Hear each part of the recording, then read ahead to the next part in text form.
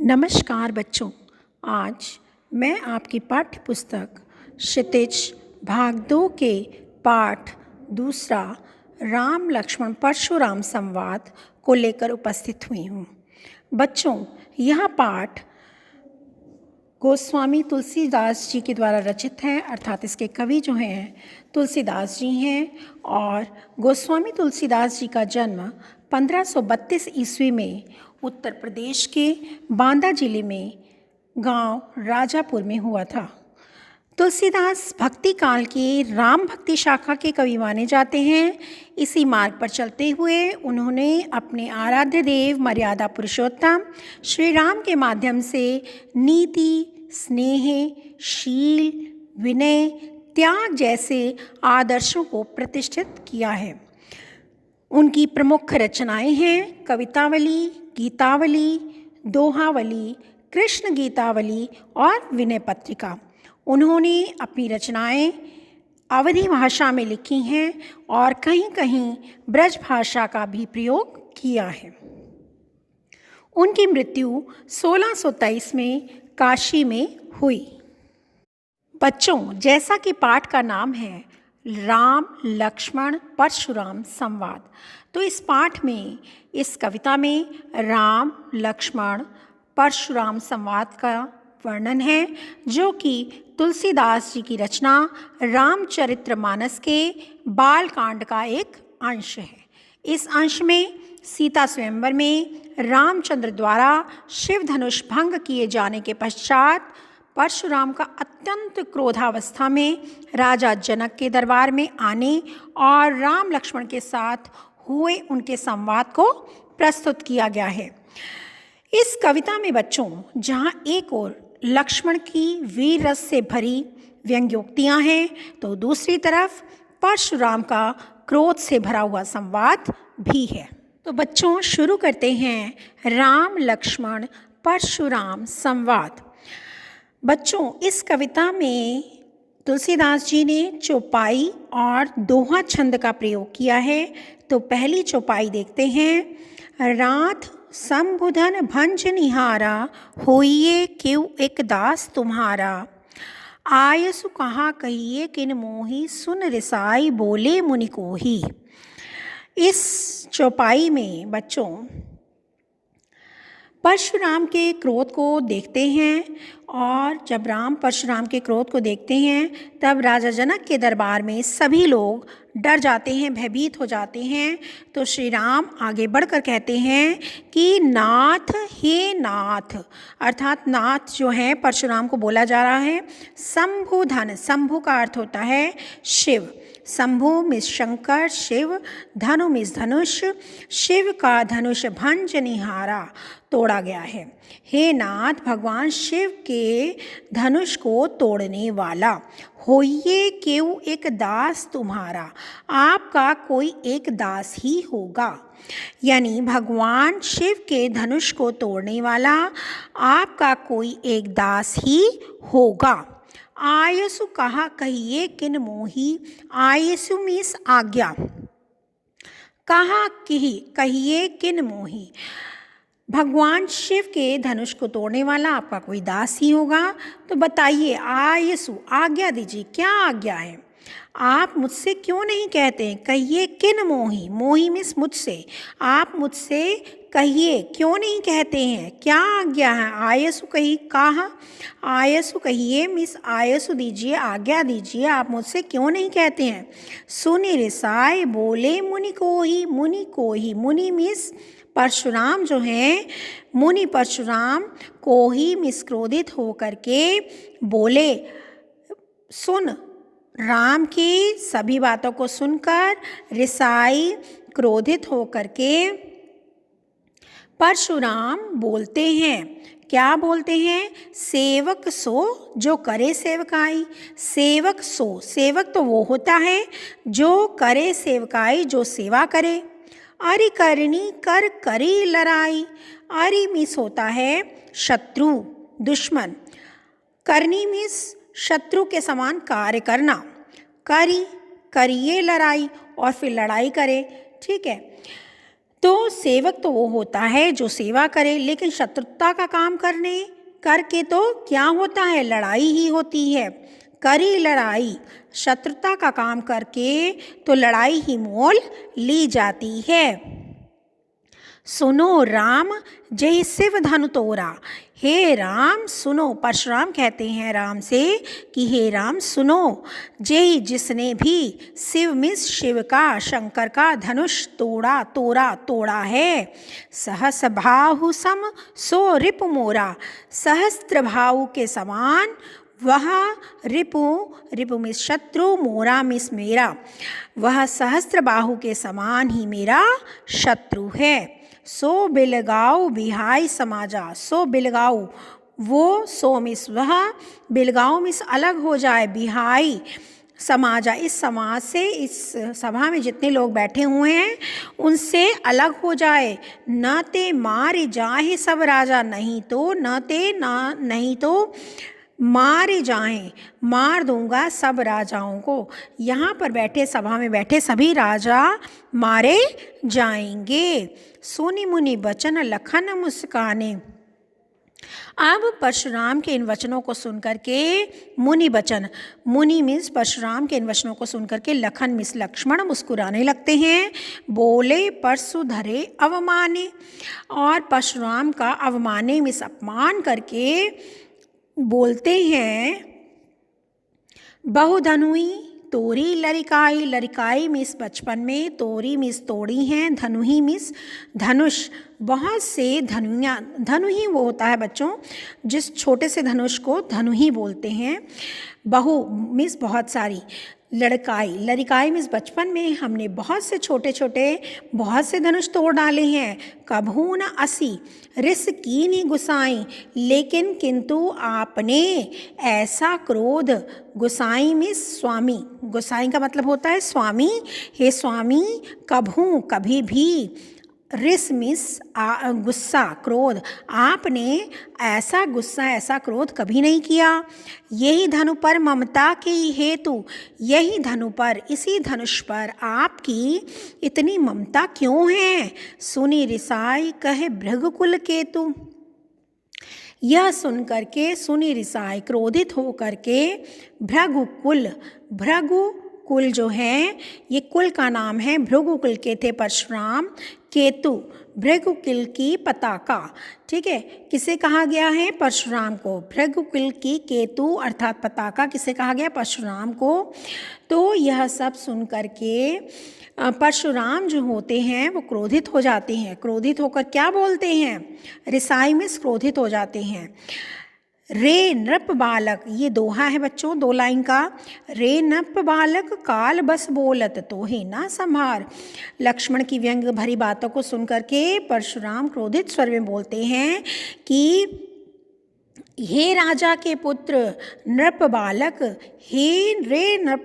हे राजा के पुत्र, काल बस बोलत, काल के वशीभूत होकर के बोल रहे हो, तो ये ना संभाल, अपने आप को संभाल क्यों नहीं रहे हो, यानी संभल कर क्यों नहीं बोल रहे हो। धनु ही सम त्रिपुरारी धनु, त्रिपुरारी मिस शिव, धनु मिस धनुष, त्रिपुरारी धनु यानी शिव का धनुष क्या धनु ही के समान है, छोटे छोटे धनुषों के समान उनकी तुलना कर रहे हो।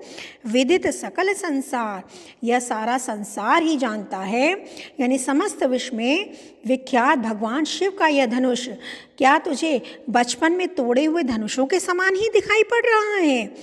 विदित मिस संपूर्ण संसार यह जानता है कि भगवान शिव का यह धनुष क्या तुझे बचपन में धनु ही मिस तोड़े गए छोटे छोटे धनुषों के समान दिखाई पड़ रहा है।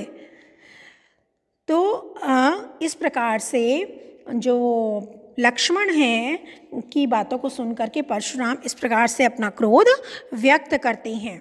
ठीक है, अब इसके बाद बच्चों इसी चौपाई का हम काव्य सौंदर्य देखें तो सबसे पहले इसमें भाव सौंदर्य देखिए कि इस चौपाई में गोस्वामी तुलसीदास जी ने शिव जी का धनुष भंग होने, परशुराम जी के क्रोधित होने, राम जी की विनम्रता और शालीनता का और लक्ष्मण की उत्तेजना का वर्णन किया है। साथ ही परशुराम की स्वभावगत विशेषताएं भी उभर कर सामने आती हैं। वह यह है कि वह शिव जी के परम भक्त थे और शिव का अपमान सहन नहीं कर सकते थे। और काव्य सौंदर्य में आएगा बच्चों, इसमें भाषा आप लिखेंगे, भाषा अवधी भाषा है और इसके साथ ही छंद में दोहा और चौपाई छंद आएंगे। और इसके साथ अलंकार देखिए, अलंकार में चौपाई की दूसरी पंक्ति में देखिए, काह कही किन में क वर्ण की आवृत्ति के कारण अनुप्रास अलंकार है। इसके पश्चात तीसरी पंक्ति में सेवक सो में फिर अनुप्रास अलंकार है, सवर्ण की आवृत्ति है। इसके बाद अरिकरणी कर करी, इसमें फिर क वर्ण की आवृत्ति के कारण अनुप्रास अलंकार है। इसके पश्चात दोहा में आ जाइए, नीचे जो दोहा दिया गया है उसमें दूसरी पंक्ति है धनुहि सम, तो बच्चों इसमें उपमा अलंकार है, सम शब्द आया है, उसी आधार पर यहाँ पर उपमा अलंकार है। और भाषा अवधी भाषा है, गोस्वामी तुलसीदास जी की जो भाषा है वो अवधी है। इसके बाद हम आगे बढ़ते हैं।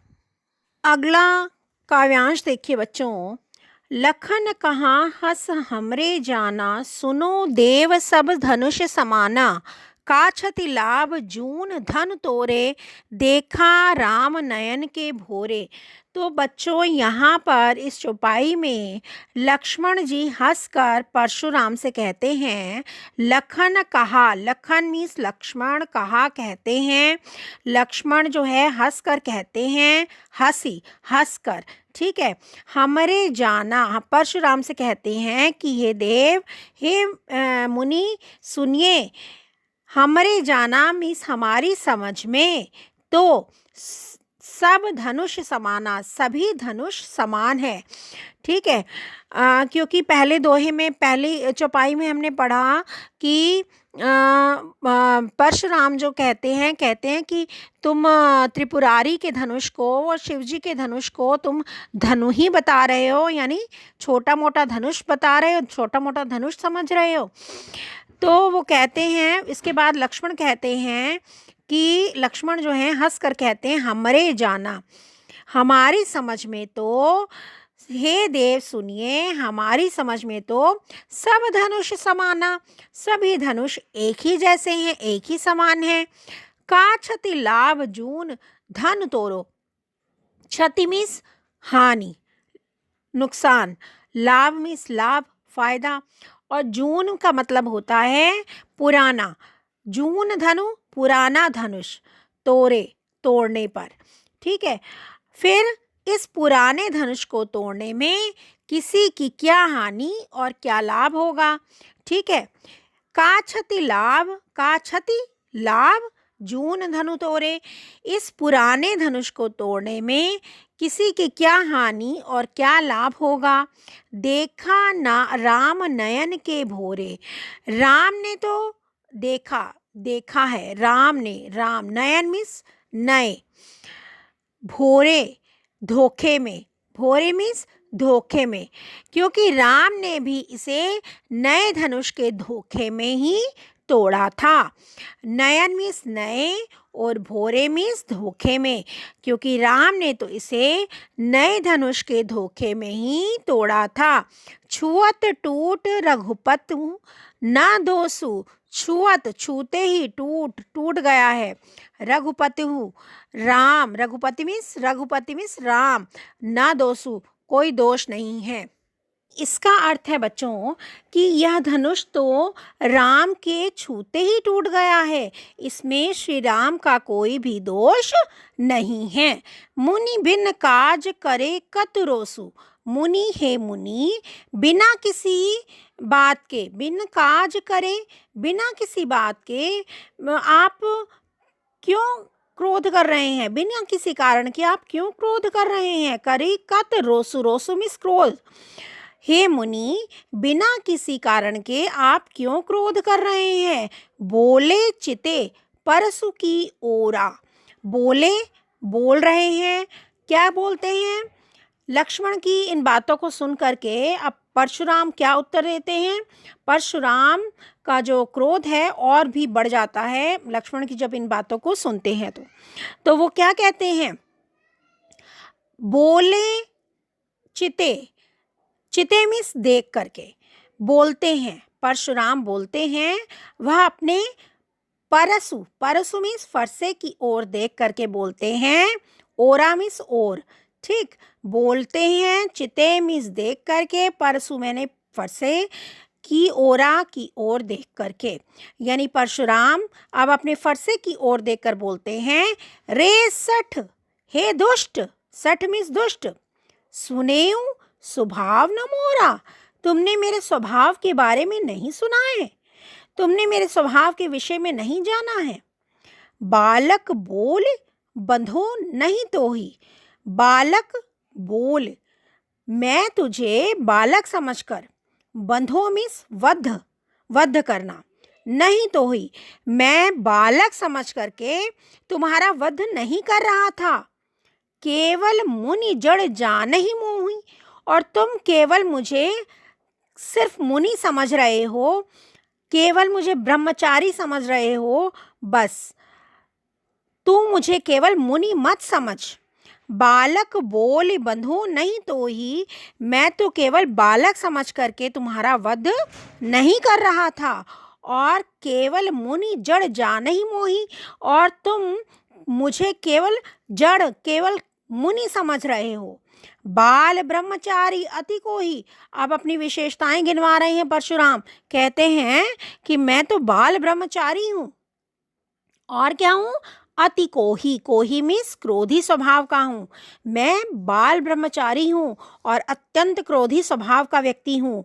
विश्व विदित क्षत्रिय कुल द्रोही, और विश्व, विश्व मीन्स विश्व, संसार में विदित है, संसार में सभी लोग जानते हैं, क्या जानते हैं? क्षत्रिय कुल द्रोही, कि मैं पूरे विश्व में मैं क्षत्रिय कुल का नाम है क्षत्रिय कुल, क्योंकि वो जो राम और लक्ष्मण हैं वो क्षत्रिय कुल से संबंध रखते हैं, क्षत्रिय कुल के हैं।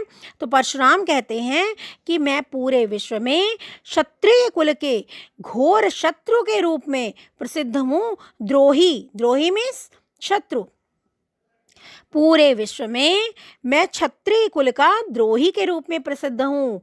भुज बल भूमि भूप बिन कीनी, मैंने क्या किया है? अब वो अपनी विशेषताएं गिनवाते जा रहे हैं।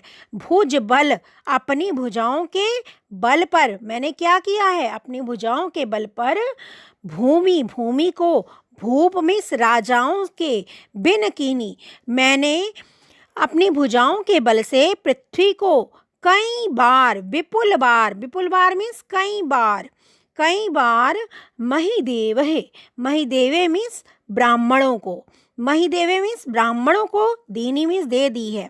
मैंने अपनी भुजाओं के बल से पृथ्वी को कई बार राजाओं से रहित करके, और उस भूमि को मैंने क्या किया है? ब्राह्मणों में दान दे दिया है।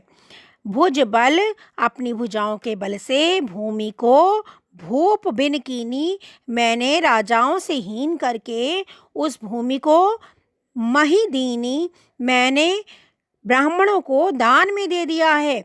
सहस्त्र बाहु भुज छेद निहारा, और मैंने क्या किया है? मैंने सहस्त्र बाहु की भुजाओं को छेद निहारा, भुज मीन्स भुजाओं को, छेद निहारा मीन्स काट डाला है। परस विलोक महीप कुमारा, परस मीन्स परस मैंने देखो, विलोक मैंने देखो, परस मैंने फरसे को, किसको देखो? फरसे को, विलोक मीन्स देखो। अब परशुराम कहते हैं मेरे इस फरसे को, महीप कुमार मीन्स राजा के कुमार, मेरे इस फरसे को देखो, मैंने इस फरसे से क्या किया है? सहस्त्र बाहु की भुजाओं को काट डाला था। तो इस तरह से परशुराम जो है वो लक्ष्मण को अपनी विशेषताएं गिनवाते हुए, अपने गुणों का बखान करते हुए, अपने स्वभाव का बखान करते हुए कहते हैं और उसे डराने का प्रयास करते हैं। अब दोहा देखिए बच्चों, मातु पिता जनि सोच बस, करस महिष किशोर, गर्भन के अर्भक दलन, परस मोर अत घोर। अब कहते हैं परशुराम कि हे राजा के बालक लक्ष्मण, लक्ष्मण को संबोधित करते हुए कहते हैं महिष किशोर। महिष मीन्स राजा के पुत्र, ठीक, किशोर मीन्स पुत्र। हे राजा के पुत्र, राजा के बालक लक्ष्मण, तू मुझसे भिड़ करके, तू मुझसे इस तरह की बातें करके मातु पिता, माता और पिता को सोच बस मीन्स चिंता में डाल रहा है। तू इस प्रकार से मेरे साथ व्यवहार करके अपने माता पिता को सोच बस करस चिंता में मत डाल। क्यों? गर्भन के अर्भक दलन, परसु मोर अति घोर। परसु मीन्स फरसा, मोर मीन्स मेरा, अति घोर मीन्स अत्यधिक घनघोर है, अत्यधिक भयानक है। क्यों? कहते हैं कि मेरा ये फरसा जो है बहुत भयानक है, बहुत भयंकर है। क्या करता है? गर्भन के अर्भक दलन, यह गर्भन मीन्स गर्भ में पल रहे, अर्भक मीन्स बच्चों का, दलन कर देता है, अर्थात गर्भ में पल रहे बच्चों का भी नाश कर डालता है। तो इस तरह से जो परशुराम हैं वो अपनी स्वभाव का वखान करते हुए लक्ष्मण को डराने का प्रयास यहाँ पर करते हैं। ठीक है, तो अब काव्य सौंदर्य पर आ जाएं बच्चों, तो इसमें भाषा वहीं रहेगी, अवधी भाषा का प्रयोग है। और दूसरा इसमें परशुराम की वीर और रौद्र रस यहाँ पर परशुराम का दिख जाता है। तो रस में आप लोग लिखेंगे वीर और रौद्र रस है। ओज गुण युक्त शब्दावली है, ओज से युक्त है जो परशुराम की शब्दावली है। छंद में लिखेंगे दोहा और चौपाई छंद है। और भाव सौंदर्य में आप लिख सकते हैं कि यहाँ पर परशुराम की वीरता और क्रूरता भी अभिव्यंजित हो रही है। परशुराम की वीरता और क्रूरता का भी वर्णन किया गया है। तो बच्चों यहाँ पर हमारा दूसरा काव्यांश दोहा और चौपाई समाप्त हो जाता है। उम्मीद है आपको ये दोनों काव्यांश अच्छे से समझ में आ गए होंगे। पाठ के शेष भाग के साथ मैं अपने अगले वीडियो में आपसे फिर मिलूंगी, जहां पर हम पाठ का शेष भाग समझेंगे। तब तक के लिए मैं आपसे विदा लेती हूं बच्चों। धन्यवाद।